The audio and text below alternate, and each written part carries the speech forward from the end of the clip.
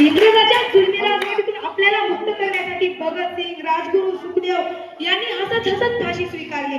महात्मा गांधीजींनी अहिंसेच्या मार्गाने लढा दिला. सुभाषचंद्र बोस यांनी तुम मुझे खून दो मैं तुम्हें आजादी दूंगा अशी गर्जना केली. झाशीच्या राणी लक्ष्मीबाई पासून ते लोकमान्य टिळकांपर्यंत सर्वांनी एकच स्वप्न पाहिलं, स्वातंत्र्य भारत. त्या लाखो शहीदाच्या बलिदानाचं देण आहे हे स्वातंत्र्य. स्वातंत्र्यानंतर आपण खूप प्रगती केली. शेतीमध्ये हरित क्रांती, विज्ञान, चंद्रयान, मंगळयान आणि जगात चौथी मोठी अर्थव्यवस्था. छत्रपतीचा वारसा आहे, झुकणं माझ्या रक्तात नाही. छत्रपतीचा वारसा आहे, झुकणं आमच्या रक्तात नाही. देशासाठी जीव द्यायला आम्ही एक पाऊलही मागे घेणार नाही, एक पाऊलही मागे घेणार नाही. आज भारत विकसित भारत 2047च्या दिशेने वाटचाल करीत आहे. Digital India, make in India सारख्या योजना आपल्याला आत्मनिर्भर बनवत आहेत. पण मित्रांनो, फक्त तिरंगा फडकवणं म्हणजे स्वातंत्र्य दिवस नाही. आजही भ्रष्टाचार, बेरोजगार, शिक्षणाचा अभाव, मुलींवर अत्याचार असे आव्हाने आहेत.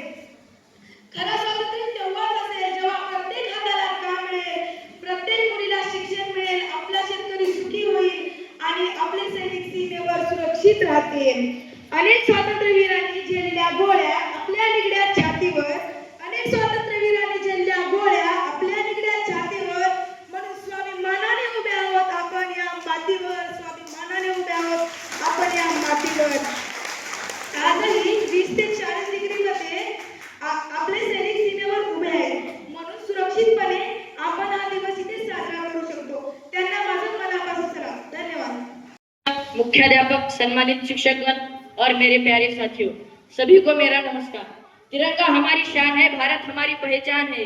तिरंगा हमारी शान है, भारत हमारी पहचान है। इस मिट्टी पे हमें गर्व है क्योंकि यह हिंदुस्तान है, क्योंकि यह हिंदुस्तान है। 15 अगस्त हमारे लिए गर्व और खुशी का दिन है। इस दिन 1947 में भारत को आजादी मिली। इस आजादी के लिए हमारे वीर स्वतंत्रता सेनानियों ने अपना सब कुछ न्यौछावर कर दिया। न जाने कितने शहीदों ने अपनी कुर्बानी चढ़ाई थी, न जाने कितने शहीदों ने अपनी कुर्बानी चढ़ाई थी। तब जाकर मेरे देश ने सच्ची आजादी पाई थी, सच्ची आजादी पाई थी। आजादी के लिए जिन्होंने लड़ी कठिन लड़ाई थी, आजादी के लिए जिन्होंने लड़ी कठिन लड़ाई थी, आओ धन्यवाद करें हम उनकी जिन्होंने हमें आजादी दिलाई थी, जिन्होंने हमें आजादी दिलाई थी। आज हम उन्हीं सब वीरों को दिल से नमन करते हैं जिन्होंने हमें स्वतंत्र भारत दिया। हमें हमारे देश, तिरंगे और संविधान का हमेशा सम्मान करना चाहिए। आइए हम सब मिलकर 15 अगस्त 2026 को भारत को स्वच्छ, मजबूत और महान बनाने का संकल्प करें। देश की शान बढ़ाते रहे, तिरंगे का मान बढ़ाते रहे। देश की शान बढ़ाते रहे, तिरंगे का मान बढ़ाते रहे। भारत माँ के बच्चे बनकर देश का नाम रोशन करते रहे, देश का नाम रोशन करते रहे। जय हिंद, जय भारत। आज आपल्या सुधाकरवाला एक प्राथमिक, माध्यमिक आणि कैलास महाविद्यालयात विद्यार्थ्यांची भव्य अशी 15 ऑगस्ट निमित्त स्वातंत्र्य दिनानिमित्त भाषण स्पर्धा आयोजित करण्यात आलेली आहे। मला प्रस्तावित करण्यासाठी सुभागवार सरांनी बोलावलं, त्याबद्दल त्यांचे धन्यवाद। आज आहे 14 ऑगस्ट। 15 ऑगस्ट म्हणजे आपल्या देशाला स्वातंत्र्य मिळालं। सांगण्याचा हा उद्देश आहे की हे राष्ट्रीय सण आणि उत्सव आपण मोठ्या उत्साहात का साजरे करतो,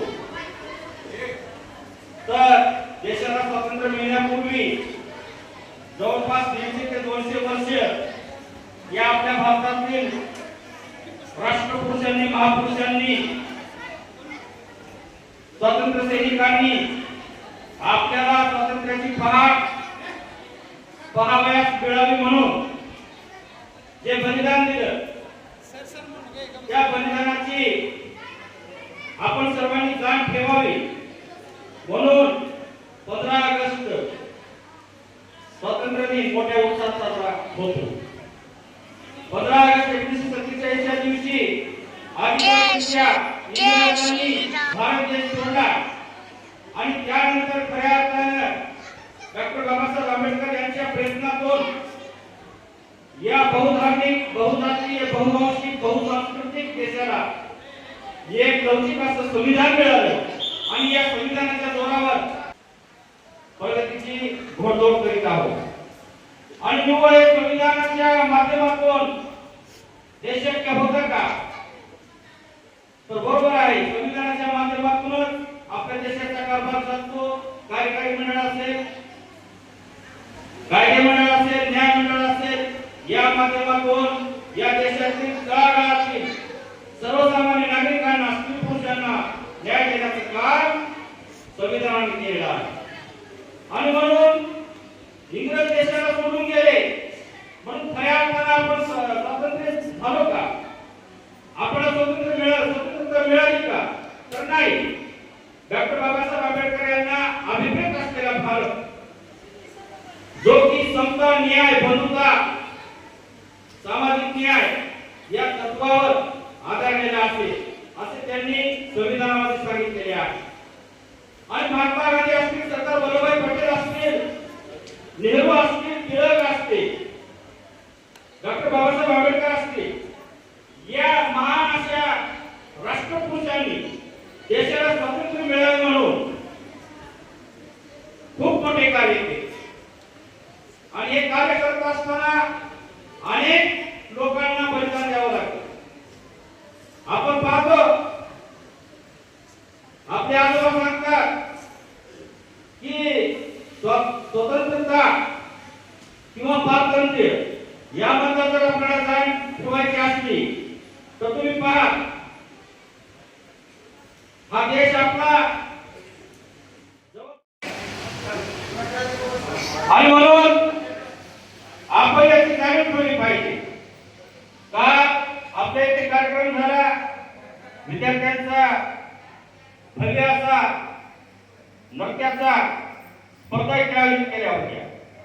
मला एक म्हणायचं तुम्हाला, स्वातंत्र्यवीरांनी आपल्याला स्वातंत्र्य मिळवून दिलं, पण का कार्यक्रम पाहिल्यानंतर तुम्हाला आम्हाला जाणवलं असेल की या मुलांमध्ये, लहान मुलांमध्ये किती उत्साह आहे. खूप मोठ्या उत्साहामध्ये तुम्ही एका देशभक्तीपर गीतावर तुम्ही परफॉर्मन्स केला, गायन केलं, वादन केलं. आणि अशा प्रकारची ज्योत तुमच्या मनामध्ये भेटलेली आहे. आज जो काही स्वातंत्र्य दिनाची आज पूर्वसंध्या आहे, या देशासाठी किंवा थोर जे कोणी समाजसुधारक असतील, राष्ट्रपुरुष असतील, महापुरुष असतील, यांच्या कार्याला हे अभिवादन आहे. म्हणून आपण आज स्वातंत्र्य दिन साजरा करत आहोत. आज प्राथमिक, माध्यमिक आणि कनिष्ठ महाविद्यालयातील विद्यार्थी यांची भाषण स्पर्धा आहे. काल तुमची नृत्य स्पर्धा आम्ही पाहिली, आज तुमची आम्ही भाषण स्पर्धा पाहणार आहोत. प्राचार्य साहेब आज इथे आलेले आहेत आता कार्यक्रमासाठी. आणि म्हणून चांगल्या रीतीनं, योग्य अशा रीतीनं जसा भारत मार्गक्रमण करत आहे, तसं विद्यार्थ्यांनी सुद्धा आपल्या जीवनामधील ज्या काही इच्छा, आकांक्षा आहेत या पूर्ण करण्यासाठी चांगला अभ्यास करावा, एवढंच मी बोलतो. जय हिंद, जय महाराष्ट्र.